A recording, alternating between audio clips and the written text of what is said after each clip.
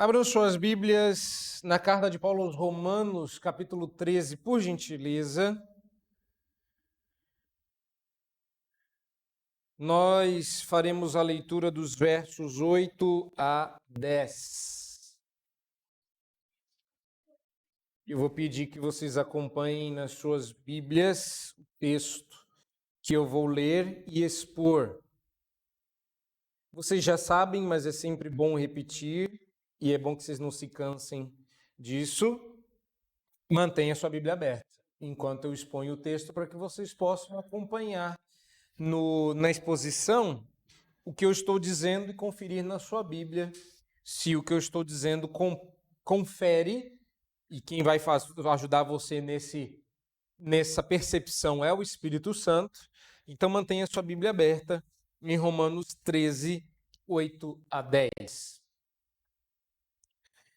A ninguém fiqueis devendo coisa alguma, exceto o amor com que vos ameis uns aos outros. Pois quem ama o próximo tem cumprido a lei. Pois isto: não adulterarás, não matarás, não furtarás, não cobiçarás. E se há qualquer outro mandamento, tudo nesta palavra se resume: amarás o teu próximo como a ti mesmo. O amor não pratica o mal contra o próximo, de sorte que o cumprimento da lei é o amor. Você sabe que a maior dificuldade de abordar um texto como esse não é entender sobre o que ele está falando. É justamente ver se você está vendo tudo o que esse texto parece dizer, porque ele está muito óbvio, está muito na cara. Então, o meu desafio foi buscar o máximo que possível as implicações de um texto que fala repetidas vezes a mesma coisa e parece dizer a mesma coisa. Então, nós vamos ter que prestar atenção aos detalhes. Mas eu vou começar com um exemplo, não de amor ao próximo, um exemplo do que me parece ser o núcleo do que Paulo está dizendo aqui. E eu vou começar com postagens na rede social. Eu parei de postar porque um ou outro coleguinha, mais afeito à preguiça, e eles não vão gostar de ouvir isso aqui não. Eles vão entender que é uma alfinetada, mas que fica a lição, né? Vamos fazer exercícios. Eu, na minha rede social privada, vez por outra, estava publicando que eu fazia o meu exercício e o exercício de hoje estava pago. Eu fiz isso aí umas 2, 3 vezes na semana e deu a impressão de que era todos os dias. E eu postava que eu estava fazendo exercício, era todos os dias. Que eu estava postando nem sempre. E um dos meus coleguinhas começou a ficar incomodado com a expressão tá pago. E eu falava lá, hashtag tá pago, hashtag tá pago. E aí um dia ele veio me visitar e ele falou assim, cara, posso te dizer uma coisa? Eu falei, pode. Que dívida eterna é essa que você nunca paga? Todo dia você paga e no outro dia você está pagando de novo, você está pagando, não vai parar de pagar essa dívida, não? E uma das coisas que eu descobri, principalmente com uma certa idade vindo, é que essa é uma dívida que você não para de pagar. No dia que você parar de pagar, o seu saldo devedor começa a aumentar. Não tem escapatória, meus irmãos. Não existe assim, eu vou ter um saldo de saúde e vou malhar por 3 meses para ver se eu passo 3 meses sem malhar. Não adianta. Se você não cuida da sua saúde diariamente, você vai começar a sentir os efeitos disso. Curiosamente, irrita o hashtag tá pago do exercício, mas o hashtag estava gostoso no restaurante e a gente quer todos os dias, mais de uma vez por dia. Comer a gente quer sempre, malhar não.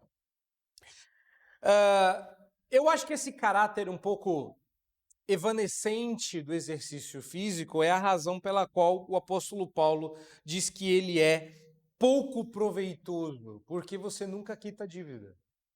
Você nunca quita dívida. Se você não está cuidando da sua saúde, você está em dívida com a sua saúde. E por que eu começo com esse exemplo? Porque ele é uma analogia muito boa para amor. O amor é uma dívida que nunca se paga. Se você acha que você pode amar muito para não amar depois, entendeu? Diário, constante, cuidadoso que o amor tem na nossa vida. Talvez por conta da nossa cultura, que já é um tanto quanto global, mas ruim, de que você tem que amar muito no começo do relacionamento e não precisa amar muito no final. Que a gente começa muito apaixonado, muito enamorado e vai esmilinguindo, vai dissolvendo, vai evanecendo conforme o tempo vai passando, até que no final a coisa já está pálida, lavada, sem graça. E o mundo pensa assim. Eu me lembro do reverendo Onésio Figueiredo, que já era um senhor quando eu o conheci menino. Morreu ido de dias, mas só se foi por causa de um câncer, porque ele, saúde e vigor, ele tinha muito, tanto é que ele lutou por mais de 10 anos contra o câncer, até que por fim Deus o levou. Eu me lembro dele contando numa escola dominical que eu chamei ele para pregar um final de semana, e ele foi falar sobre relacionamento e casamento, e ele era uma pessoa muito séria, de poucos gestos, voz muito grave. E alguém foi falar sobre romance, e o pessoal da igreja queria alguma coisa mais romântica, e ele falando muito de Bíblia, eles estavam errados, Onésio estava certo. E ele disse que o amor é uma troca. Você troca a paixão do fogo ardente do início pela chama constante e fiel do casamento. Ele falou, hoje, quando eu olho para os olhos da minha esposa, eu vejo este fogo que não para de arder. E ele não é a paixão, ele é o amor. Mas o amor, como um bom fogo, precisa ser estimulado, você precisa dar combustível. Hoje, nós vamos falar sobre isso. Mas a razão pela qual o apóstolo Paulo começa a falar do amor tem a ver, eu sei que vocês não estão a fim de ouvir isso hoje, porque a gente já falou sobre isso antes, mas tem a ver com pagar seus tributos, pagar seus impostos. Parece que não é? Dá uma olhada aí no seu texto e veja que o versículo imediatamente anterior termina aquela perícope que fala sobre os nossos deveres com o Estado. E aí você pensa, mas o que o Estado tem a ver com o amar ao próximo? Nada. Mas Paulo vai usar como gancho... Estou esperando o avião passar. O Paulo vai usar como gancho a ideia de pagar a todos o que lhe é devido, do verso 7. Se você olhar aí, você vai ver. E uma das coisas que pode não ficar clara é que nós devemos amor para com o nosso próximo. O amor é uma dívida que não se paga. E Paulo vai usar a maneira como ele encerra o assunto anterior para migrar para o assunto seguinte. Nós temos muitas dívidas como cristãos. E nenhuma delas é aquela que você tem. Essa você devia pagar. E eu vou falar delas já já, por causa que o texto exige que a gente faça isso. Eu no começo fiquei um pouco relutante ao abordar essa questão, mas à medida que eu ia vendo os comentaristas tratarem do assunto, eu falei, não, talvez eu deva falar sobre isso. Mas, pensando como um cristão, para que vocês entendam que o ponto principal não é pague os seus boletos, ainda que pague os seus boletos seja parte da nossa fé cristã, nós temos inúmeras dívidas e que você nem sempre se apercebe. Você já parou para pensar que você tem uma dívida com o mundo incrédulo e você deve compartilhar o evangelho? A gente esquece disso. Estamos em dívida com os incrédulos. Devemos-lhes o evangelho pregado. Você está em dívida com o Espírito Santo. Você tem a dívida de viver uma vida santificada por tudo o que ele lhe legou dos méritos de Cristo. Você tem uma dívida com o Estado de pagar os seus impostos. E eu não estou elencando aqui dívidas aleatórias, como que eu tivesse pensado nas dívidas que a gente tem. Essas dívidas a que eu me referi estão na carta de Paulo aos Romanos. A dívida de compartilhar o evangelho com o mundo incrédulo está lá no capítulo 1, verso 14. A dívida de viver uma vida santificada no Espírito Santo está no capítulo 8, verso 12. A dívida de pagar os seus impostos, que é a dívida com o Estado, você viu no último domingo, na perícope anterior.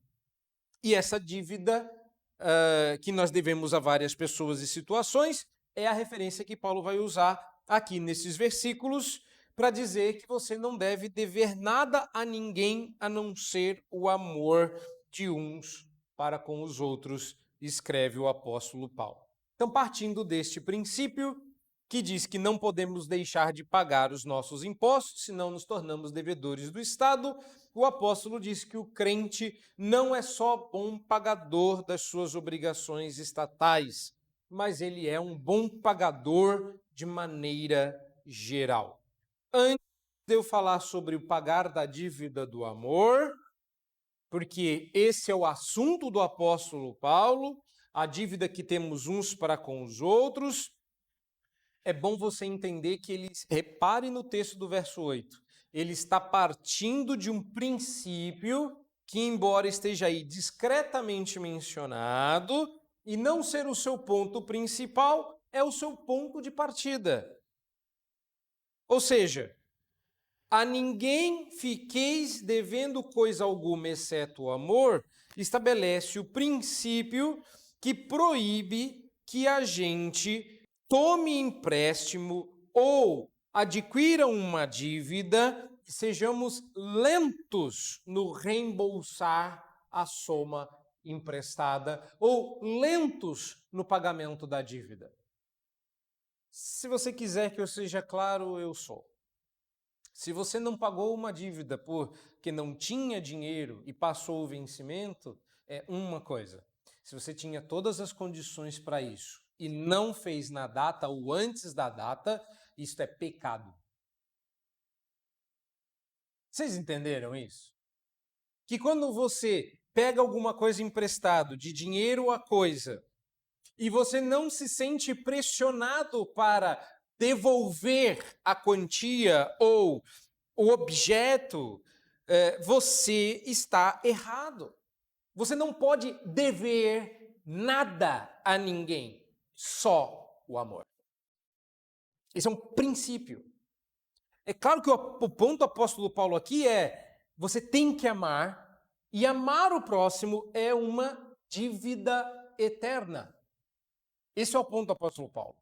Mas ele estabelece um princípio que é tão prático quanto.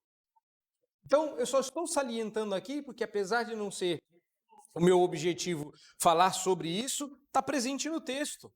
Você não devia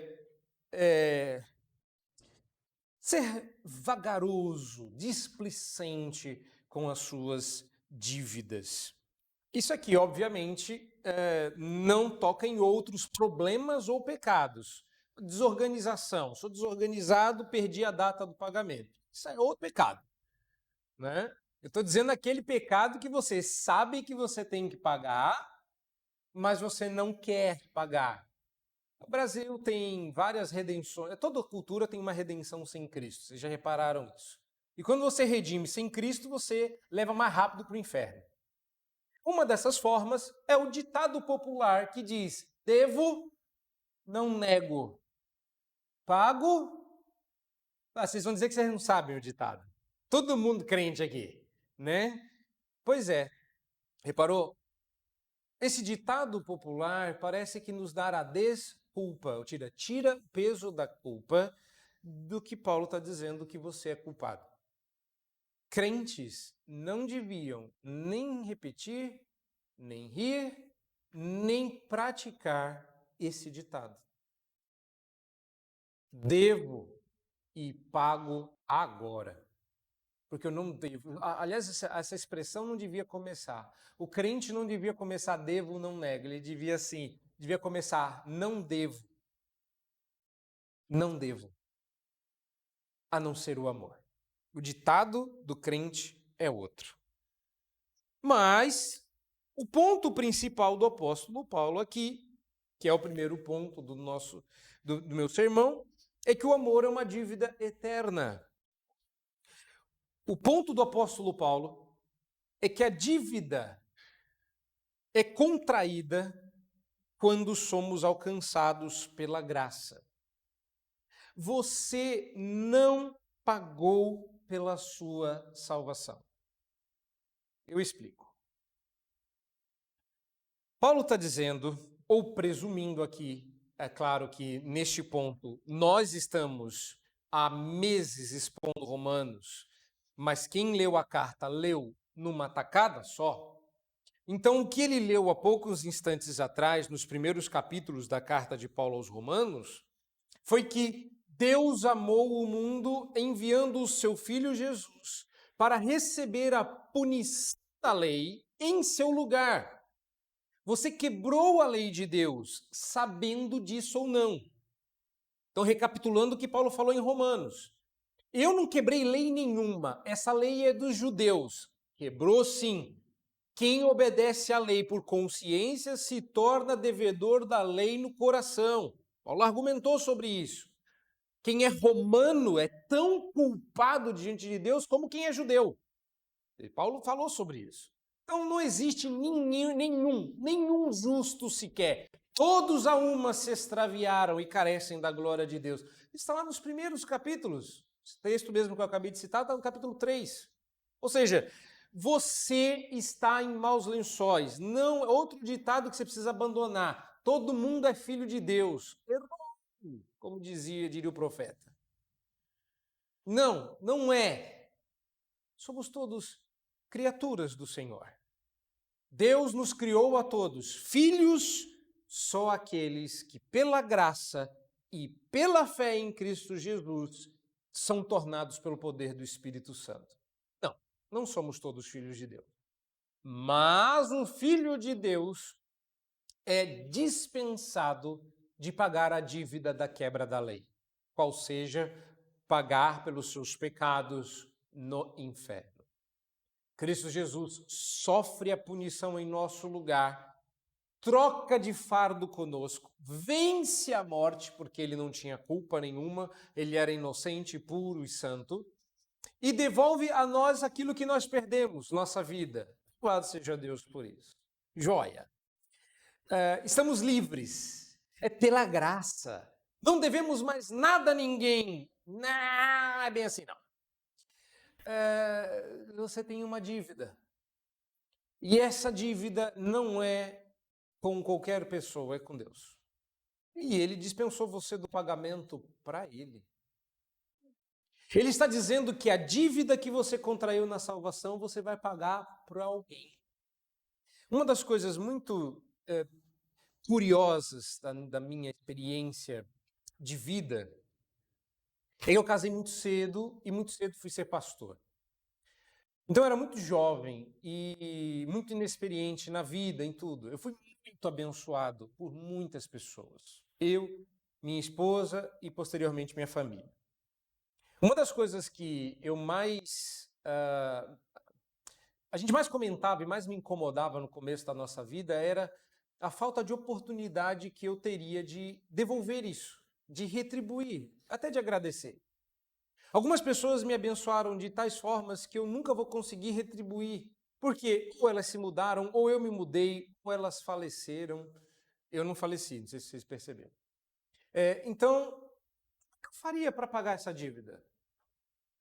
E lá no começo ainda, depois de muito tempo lutando com esse incômodo, porque quando eu as tinha perto de mim, eu não podia abençoar de volta, eu estava sendo abençoado por elas, quando eu podia abençoar, elas já não estavam mais no meu círculo possível, foi dizer à minha esposa, Deus não quer que a gente pague de volta à pessoa, Deus quer que a gente pague ao próximo. E essa pessoa que vai ser abençoada por mim não vai conseguir me pagar. E se você acha que você vai conseguir me pagar, ou se você quer me pagar, se você foi abençoado de alguma forma, a resposta é: eu não quero mesmo que você possa. Porque você vai ter que abençoar outra pessoa. E essa pessoa, outra. E assim sucessivamente. A dívida é contraída com Deus. E Deus nos libera dela. Mas Ele quer que você pague essa dívida para o próximo. Deus te amou. E agora Ele quer que você ame. Não somente a Ele de volta. Me amou, eu amo Ele de volta. Fala, isso aí não é o que eu quero, não. Eu quero que você ame o próximo. Eu quero que você ame o outro como eu te amei. E isso tem implicações boas e tanto quanto desagradáveis. Mas o meu primeiro ponto aqui é: o amor é uma dívida eterna. Deus quer que você pague a sua dívida do amor ao próximo para sempre. 1 Coríntios 13:13 diz: agora, pois, permanecem as 3 afeições do coração: esperança e amor. Mas vocês já repararam que o amor é a única das 3 afeições que você vai exercitar por toda a eternidade? Fé não será mais necessária quando aquilo que a gente crê sem ver se tornará a visão da nossa crença. Um dia nós o veremos como ele é. Precisa mais de fé. Fé é certeza do que não se vê. Esperança. Esperança acaba quando o ônibus chega. Esperança acaba quando o trem chega. Você espera pelo trem. O trem chegou, você entra no trem e vai nele. O ônibus é a mesma coisa. O filho é a mesma coisa. Não é? Você fica esperando, esperando, esperando. Chega uma hora que ele nasce. Pá, acabou a espera. É a mesma coisa. Esperança um dia não será mais necessária porque a espera terá acabado. E que bendito dia será quando a nossa esperança de glória se concretizar. Mas e o amor? Ah, o amor também, um dia eu vou parar de amar. Não. Ah, sim. Um dia eu vou poder amar a Deus para sempre, cantaremos louvores para sempre, ficaremos para sempre. Não também. É claro que todos nós nos reuniremos para engrandecer e louvar e amar a Deus sobre todas as coisas, mas esse é só o primeiro mandamento. O segundo é amar o próximo. E no céu a gente não vai precisar amar o próximo, vai para sempre. Não é brincadeira. Vá se acostumando a amar o seu irmão, porque você vai ter que amá-lo para sempre. O amor é uma dívida eterna. Sabe quando que você vai pagar essa dívida? Quando você tiver condição de se salvar. Como a resposta é nunca, você vai ter que amar o seu próximo para sempre. Deus não quer que você quite essa dívida. E é por isso que Paulo separou esta dívida da anterior. Paulo poderia ter dito: pagai a todos o que lhe é devido. Tributo, tributo, imposto a imposto, respeito a respeito, honra a honra, amor a amor. Não. O tributo é quitado. Por mais que não pareça, aquela caderneta cheia de boleto que você vai pagando todo mês, um dia ela acaba. Eu sei que parece que não. Financiamento acaba. As dívidas um dia serão pagas. Creia nisso, pela fé. Olhe para os seus boletos e diga: um dia eu vou quitar esse trem. Mas o amor você não quita. Todo mês vai ser mandado para o seu e-mail um boleto novinho para você pagar, de amor ao próximo. Não se quita essa dívida. Não fiqueis devendo coisa alguma, exceto o amor com que vos ameis uns aos outros. O próximo ponto é o resumo da lei. É um ponto mais instrutivo. Talvez você não saiba disso, talvez você saiba e precise ser relembrado, mas o ponto que o apóstolo Paulo vai... Eu vou voltar na expressão quem ama o próximo tem cumprido a lei, finalzinho do verso 8, quando eu for falar dela no verso 10. Então, estou pulando essa expressão no verso 9. Pois isto, dois pontos. Está vendo aí na sua Bíblia? Pois isto, dois pontos. E Paulo começa a citar mandamentos aleatórios da lei e diz que quanto mais mandamentos houverem, tudo se resume nesta palavra: amarás o teu próximo como a ti mesmo. E como eu adiantei antes, se você faz as suas devocionais em Levítico, você já sabe qual é o texto que Paulo está citando aqui. Paulo está citando um resumo que Levítico faz no capítulo 19, desde o verso 13 até mais ou menos o verso 19 e 20.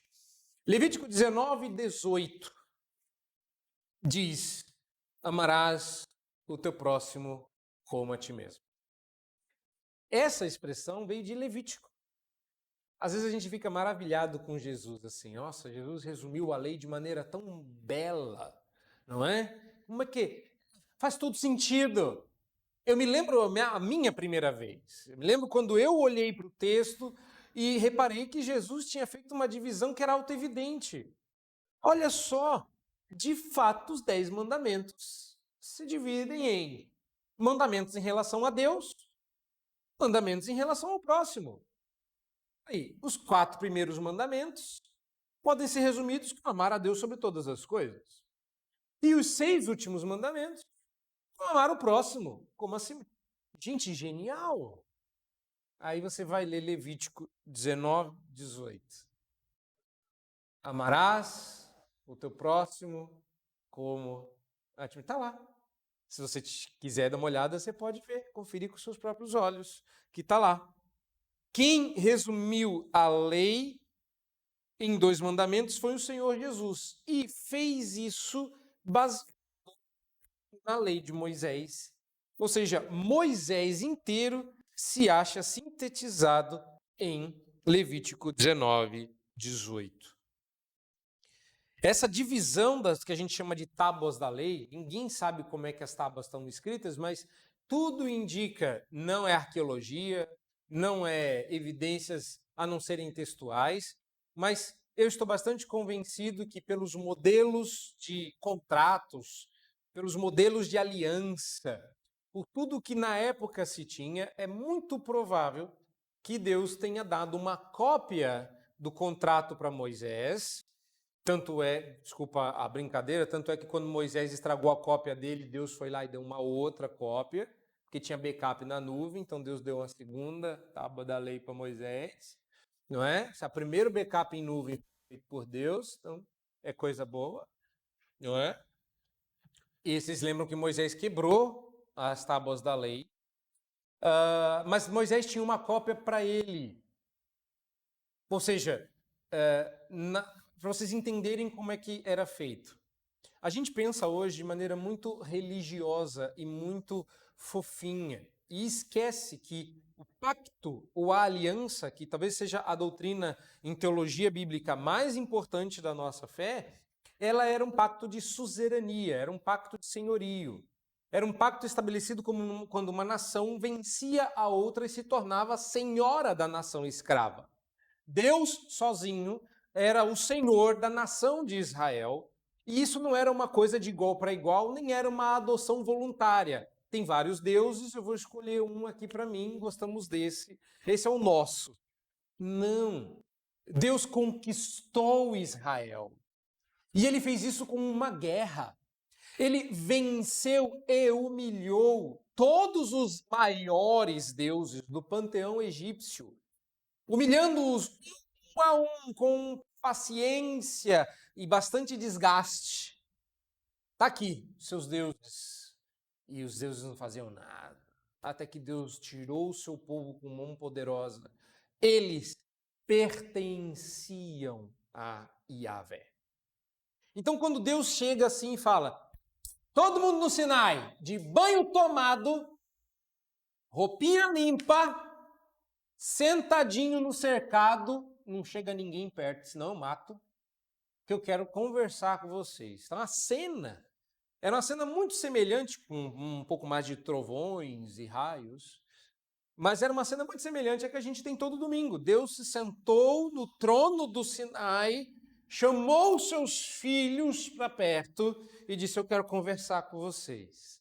E ele fez um sermãozinho para criança. João Calvino disse que a lei do Senhor é como um pai balbuciando para o seu filho.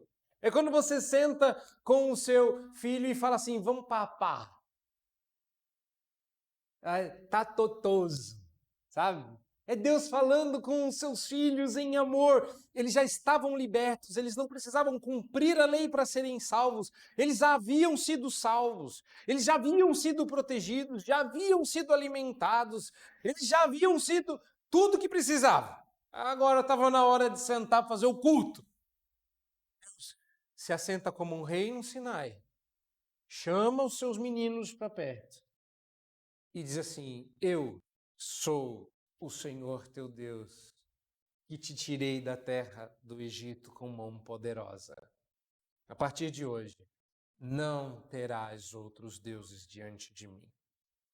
Não farás para ti imagem de escultura, nem do que há em cima nos céus, nem embaixo na terra, nem nas águas debaixo da terra. Não as adorarás, nem lhes prestarás culto, porque eu sou o Senhor. E eu ouvi tarde de manhã o primeiro mandamento. E o povo foi ouvindo, foi ouvindo, foi ouvindo e foi morrendo. E não foi gostando, foi um negócio que deu medo, porque eles tinham pecado. Falei, se esse é o primeiro mandamento, quantos são que a gente já conhece? E eles foram vendo que quanto mais mandamento vinha, pior ficava. Mas aí chegou um momento em que Deus falou dos mandamentos em relação a eles. Porque pai não diz apenas como é que você deve ser tratado, ele diz como é que os irmãos devem se tratar uns aos outros. O resumo da lei é um combo de filhos se relacionando com o seu pai e irmãos se relacionando entre si. Quando Deus vai falar sobre o nosso relacionamento, ele põe um monte de negativas. Não matarás, não isso, não aquilo. Aliás, ele até começa aqui a falar de alguns deles e faz isso de maneira desordenada, aleatória. Não adulterarás, não matarás, não furtarás, não cobiçarás. Mas Paulo olha para esse, preste atenção agora.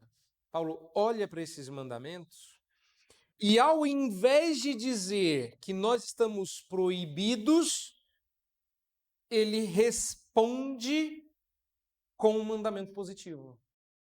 Perceberam? Não isso, não aquilo outro. E o assunto aqui não é expor o que é adultério, o que é assassinato, o que é furto ou o que é cobiça. O ponto do apóstolo Paulo é que quando Deus diz não, não, não, ele quer que você faça alguma coisa positivamente. Amarás o teu próximo como a ti mesmo. Isso prova que a hermenêutica dos nossos pais confessionais está correta. Na base de cada mandamento negativo, existe outro positivo. Está aí. A base exegética, a base hermenêutica está aqui no apóstolo Paulo. Ou seja, o significado é: você amará e por isso não cometerá adultério. Você sabia que o adultério é falta de amor, não é excesso? Você sabe que tem gente que diz isso, né? Ah, amei demais, amei tanto que amei fora do casamento. Não, adultério é falta de amor. Você não amou o próximo como a si mesmo. Ninguém gostaria de ser alvo do que Davi fez, mas Davi não pensou em Urias, pensou em si. Quando você mata alguém, você também não está amando, não pensará mal, não terá ódio no coração. A ideia aí é, se você amar, você vai preservar a sacralidade dos laços conjugais do seu irmão. Se você amar, você não matará, você ajudará o seu próximo a conservar-se vivo e bem. Você mata o seu irmão quando você não se importa com a sua vida. O temor de homem, sempre fazendo com que a gente não diga o que pode fazer bem ao nosso irmão. Se você amar o seu irmão, ao invés de você tomar as coisas dele, você vai proteger as posses dele. Que mundo bom seria se todo mundo tivesse a sua própria arma? Porque aí você não precisaria ligar para alguém proteger o seu vizinho. Se tu visse alguém entrando no seu vizinho, você já poderia mesmo resolver o problema e dizer assim: cancelei o CPF desse cidadão porque ele estava tentando entrar na sua propriedade e porque eu te amo, eu te protegi. Percebe? Minha esposa não gosta muito disso, não, porque aconteceu uma vez e essa semana passada aconteceu algo semelhante. Eu me lembro quando a gente ainda era noivo e a gente estava voltando para a igreja e um casal começou a se desentender e ele foi agredir a moça. Ele, de fato, agrediu. Ah, eu não pensei duas vezes. Reuni todas as minhas armas, a espada, o ninjitsu, botei a faca do Rambo, e eu fui. Aí eu fui que eu fui, e de repente apareceu aquela moça bonitinha na minha frente e falou assim, mas nem pensar. E eu falei assim, mas Marcela, eu tenho que defender, temos que salvar. Ela falou assim, fica vendo. Aí ele deu um sacode na moça, saiu fora. A moça saiu atrás dele. Olha só, teria salvado ela para apanhar dela. Ainda bem que eu não fui. Essa semana eu estava indo para algum lugar a pé, ali no bairro mesmo, eu vi alguma coisa parecida, pensei, vai dar ruim, vou ter que defender alguém ali. E não era briga, mas o pessoal se juntou, era só uma discussão, resolveram, entre amigos mesmo. Não é? Mas é engraçado como a gente não tem o ímpeto de querer proteger o outro. Meu maior sonho é proteger alguém aleatório, assim, sabe? Meu meio heroísmo, né?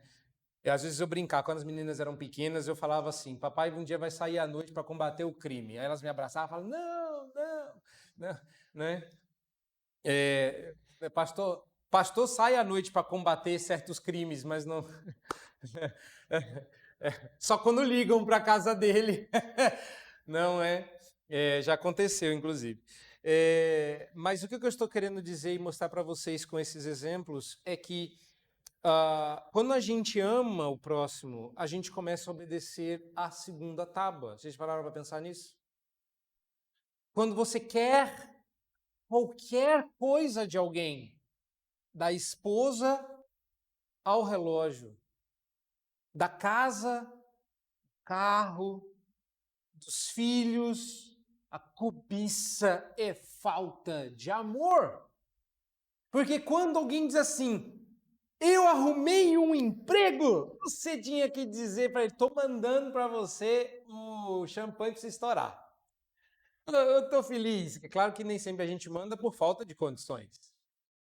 Mas você fica feliz, você se alegra, porque você ama tanto o seu próximo, que o bem dele é a sua alegria. A gente é tão egoísta e peca tanto, isso é falta de amor. Que quando a gente fala assim, fulano arrumou um emprego, você vira para Deus e fala, por que ele, não eu?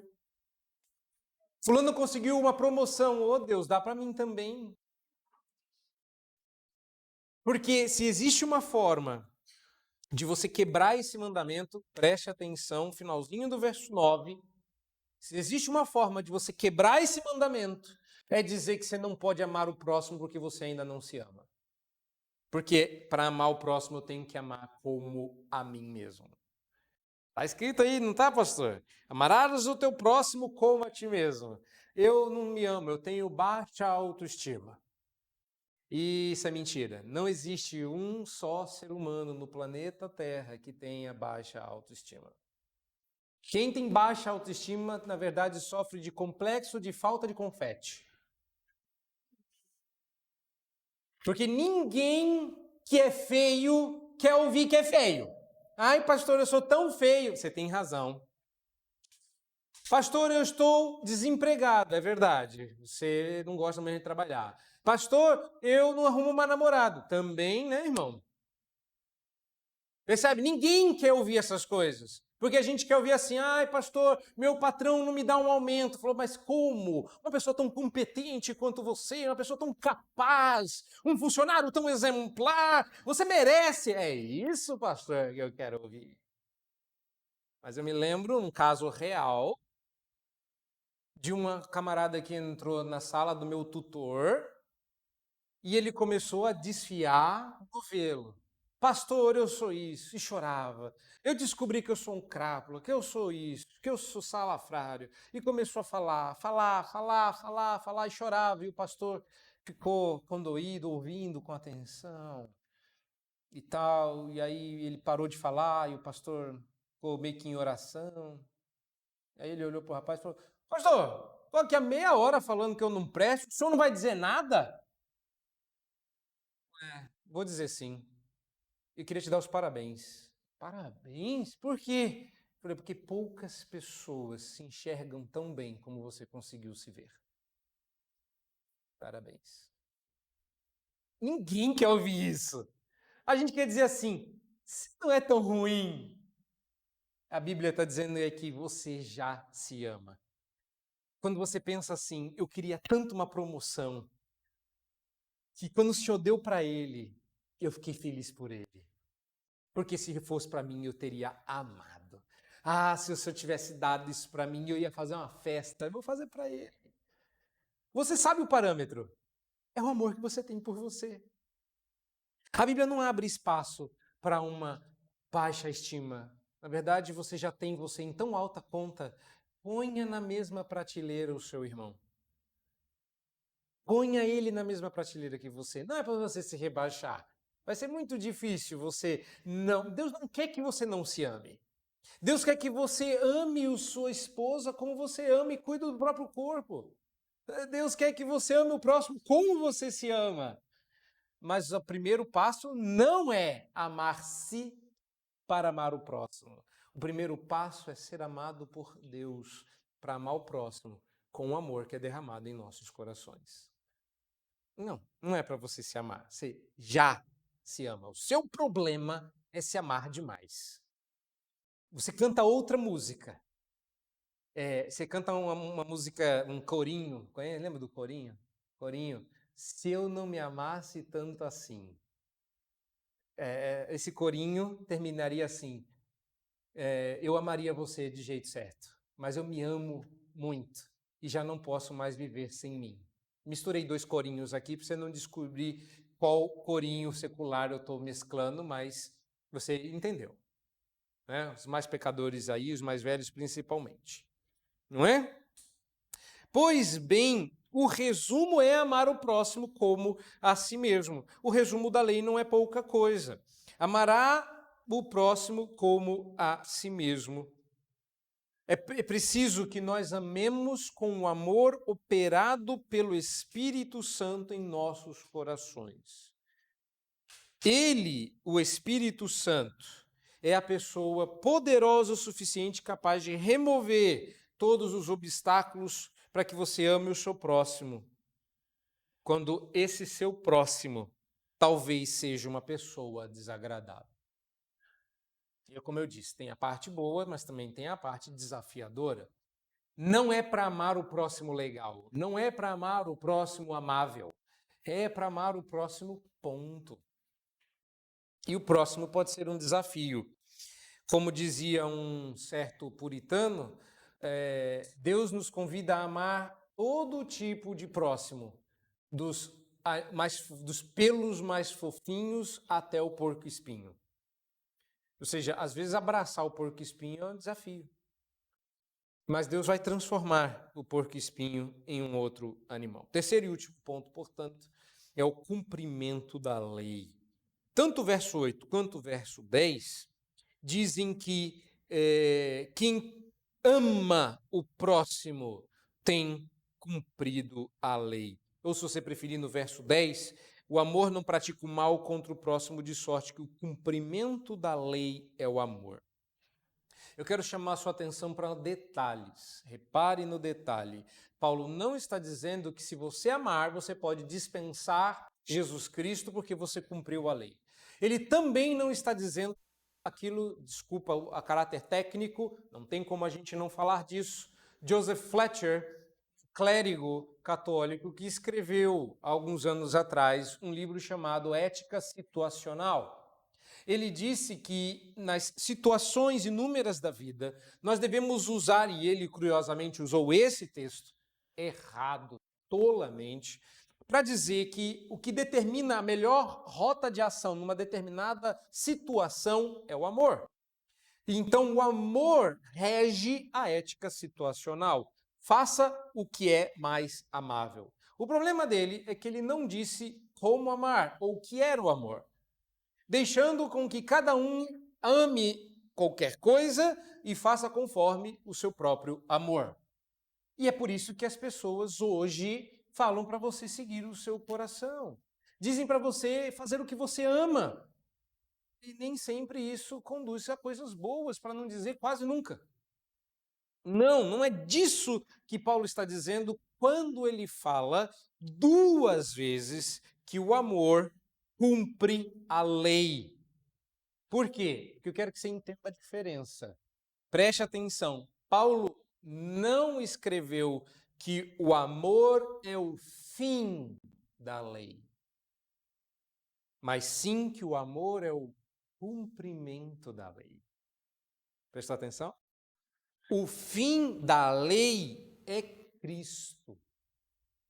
O objetivo final, o ponto convergente para o qual aponta a lei é Cristo.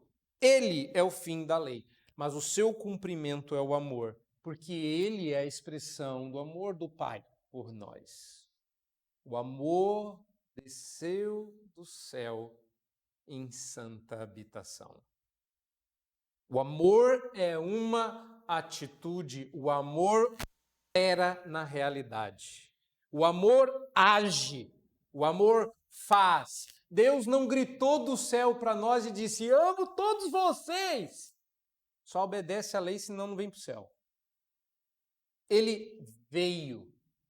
Ele amou de fato e de verdade. Ele amou até o fim, diz a palavra de Deus, amou-nos até o fim, até a morte, e morte de cruz. O amor vem e faz, mas ele não faz de qualquer jeito, ele faz nos trilhos, ele ama direito, ele ama com regras, ele ama conforme a lei. Amor e lei necessitam um do outro. O amor necessita da lei para orientá-lo. Amor sem lei é romantismo barato. O amor precisa da lei para orientá-lo e a lei precisa do amor para inspirá-la. Não, você não vai cumprir a lei para ser salvo. Mas esta é a forma como quem foi salvo cumpre a lei. Ou seja, se você preferir, numa linguagem a que sou mais afeito, o amor é a expressão da lei. O amor é a expressão da lei. O salvo vê o próximo como o alvo na direção de quem deve apontar os seus canhões de amor. Para onde você vai apontar o seu amor? Para o próximo. O problema é que a gente é seletivo. O problema é que a gente é muito seletivo. Você pega seu sniper, sua bazuca, e vai colocar a bala do amor, mas você não quer gastar esse amor com qualquer um. Você quer alguém que mereça seu amor. Fulano não vai responder, não vai corresponder, não vai valorizar. E o problema é como se o seu amor fosse grandes coisas. Seu amor não vale nada. O amor de Deus vale tudo. O amor de Deus é eterno, santo, puro, pleno. E ele gastou essa bala contigo. Por que você está segurando o seu amor com os outros? Por que você está represando o seu amor? Quer fazê-los merecer? Deus não fez isso contigo. Deus não apresentou uma lei para Israel e disse: quem cumprir, sai do Egito. Quem não cumprir, fica. Não, ele tirou todo mundo. Os crentes e os resmungões. Os obedientes e os desvairados. Todos estavam ali, recebendo a lei. Primeiro Deus amou. Depois ele deu a lei. Primeiro Deus te salvou. Depois chamou você para obedecer. que ele espera que você faça? Aponte seus canhões de amor para o próximo. Cumprir a lei é expressá-la. Não é cumprir para ser salvo. A pergunta que a gente se faz quando a gente está expondo teologia é: se eu não tenho que cumprir a lei para ser salvo, então o que se parece cumprir a lei porque fui salvo? A resposta está aqui nesse texto: amando o seu próximo. É essa a resposta. E em termos muito práticos, verso 10 diz que qualquer coisa que você faça que abençoe o seu próximo, você pratica o amor. Paulo vai começar negativo para terminar positivo. O amor não pratica o mal contra o próximo. É só você repetir isso até decorar. O amor não pratica o mal contra o seu próximo. Se você está fazendo não é bom, então está errado. Se o que você está fazendo não abençoa, então está errado. E se não está em conformidade com a lei do Senhor, está errado. Não é tão difícil. É claro que você adoraria mais exemplos práticos, mas tem a Bíblia toda. Paulo acabou de dar os mandamentos. Você quer mesmo saber o que fazer? Faça aquilo que os mandamentos exigem. Não fazer o mal contra o meu próximo. Então eu tenho que fazer o bem. Se eu não posso adulterar, eu tenho que procurar o casamento dele. Eu tenho que ajudá-lo a enxergar as belezas do seu casamento, a valorizar o seu cônjuge, proteger sua família. Eu tenho que proteger a sua honra, eu tenho que proteger a sua vida, eu tenho que proteger a sua saúde, eu tenho que ajudá-lo a promover o seu bem-estar. Eu estou olhando para os mandamentos. Eu tenho que, ao invés de furtá-lo, eu tenho que ajudá-lo a trabalhar para ter com que se sustentar e abençoar o próximo com necessidade. Tem tanta coisa para você tirar daqui. Na verdade, eu até coloquei aqui no meu esboço, na parte prática, retire dos mandamentos. Eu estou inventando do tipo, estou olhando para isso e pensando, o que isso aqui me inspiraria na prática? Porque você não precisa decorar o que eu estou falando.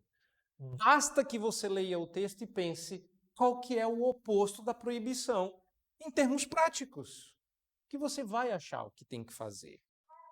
Pois, se amarmos verdadeiramente o nosso próximo, buscaremos o seu bem e não o seu mal.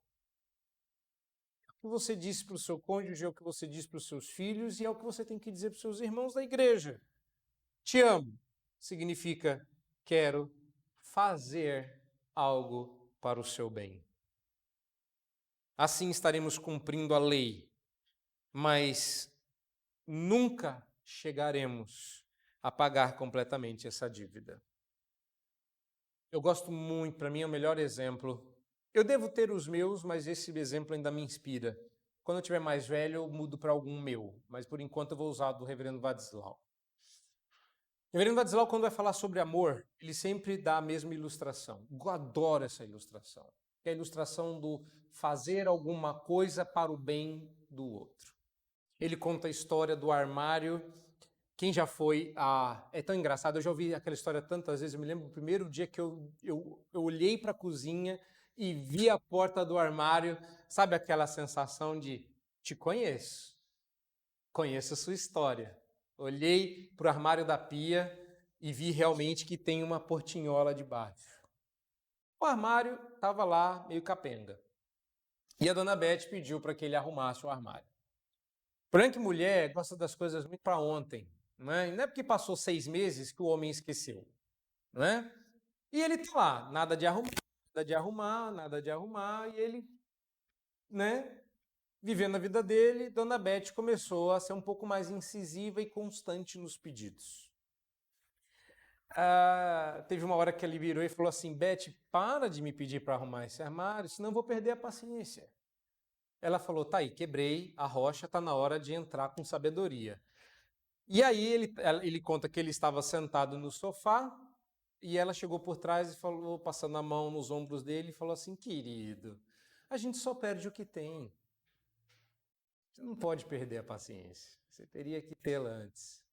Ele levantou bravo e olhou bem para ela, não falou nada, foi pisando duro até a sua oficina, pegou as ferramentas, deu outra fuzilada nela com o olhar, sentou-se no chão, consertou a portinha na força do ódio e falou aí, tá aí consertada seu armário da pia. Ela falou assim, obrigado, querido, e trouxe um cafezinho, que enquanto ele arrumava, ela passou o café do jeitinho que ele gosta, na meinha de pano, moído na hora, e aqui ele disse que o café entrou tão gostoso que adocicou até a alma dele. Eu sempre achei que o exemplo de amor fosse o dele, fazendo pela esposa. O exemplo de amor era o dela. Até o dia que eu nunca entendi esse exemplo, até o dia que ele escreveu um marido olhando a sua esposa. Amar é fazer o bem, para o bem do outro. Ela precisava do armário, usou de sabedoria. Mas como é bom quando a gente faz o bem, porque ela poderia ter muito bem dito o que muitas vezes a gente faz. Eu te pedi, você que demorou, já estava mais do que na hora, não vou nem dizer obrigado. Obrigado eu teria dito na primeira semana, 6 meses depois já estava na hora disso estar arrumado, né? Vamos ver se está funcionando. Não, ela foi lá e fez um cafezinho bom, agradou o marido, fez o bem, para mostrar para ele, amor, querido, é quando você faz o bem para o bem do outro. Quem ama, não faz mal. É muito mais prático, porque não tem como ser teórico. O amor sempre opera. O amor sempre faz. Se não está fazendo, não é amor. E para ser amor, precisa ter ação. Que Deus tenha misericórdia de nós para que a gente consiga colocar em prática o amor uns pelos outros, principalmente. A Bíblia diz que nós seríamos conhecidos pelo amor que nós teríamos uns pelos outros e ele seria a prova de que Deus nos amou. Que Deus nos permita experimentar isso aqui e sejamos todos luzeiros do amor de Deus nas trevas deste mundo tenebroso. Amém.